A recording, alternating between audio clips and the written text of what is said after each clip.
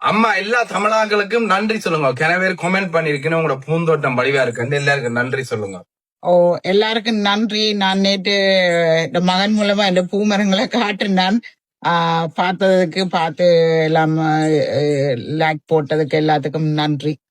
Okay, அதோட இப்படி என் அம்மா மாதிரி கிணவேர் பூந்தோட்டங்கள் வச்சிருக்கிறீங்க, கிணவேர் வடிவா சமைக்கிறீங்க, விதம் விதமான திறமையில எல்லாம் வச்சிருக்கிறீங்க. அந்த திறமையில காட்டுங்க. இப்படி யூடியூப்ல காட்டுங்க, டிக்டாக்ல காட்டுங்க, பேஸ்புக்ல காட்டுங்க, இன்ஸ்டாகிராம்ல போடுங்க. எல்லாத்தையும் போடக்க அதுல இருந்து வியூஸ் வரும். வியூஸ் வரைக்க ஃபாலோவர்ஸ் கூடும். ஃபாலோவர்ஸ் கூடக்க பேஸ்புக் பே பண்ணும், யூடியூப் பே பண்ணும். இதெல்லாம் நான் செய்ய சொல்றேன். இரண்டாவது கிணவேர் கிணக்க திறமையில வச்சிருக்கிறீங்க. ஆனா அந்த திறமையை எப்படி வெளிப்படுத்துறேன்னு தெரியாம நிக்கிறீங்க. அதனாலதான் நீங்க மன ரீதியா உடம்பு ரீதியா கஷ்டப்படுறீங்க. எனக்கு இருக்கிற திறமையில எனக்கு இந்த உடம்பு எப்படி சாப்பிடணும், நான் கஷ்டப்படுற விஷயங்கள்ல இருந்து எப்படி வெளியில வரலாமண்டு அதே எனக்கு ஒரு திறமை. அதை நான் உங்களுக்கு வெளிப்படுத்துறேன் இப்படி தமிழாக்கள் மூலமா. அதே மாதிரி நீங்களும் திறமையில உங்களுக்கு இருக்கு, அதை வெளிப்படுத்துங்க. அதுல இருந்து உங்களுக்கு வருமானம் வரும். அந்த வருமானத்தை வச்சு உங்களோட திறமையில இன்னும் எவ்வளவு பெருசா கொண்டு போலாம்னு யோசிங்க. உங்களோட வாழ்க்கையில இவ்வளவு வளர்ச்சி வரும்னு பாருங்க.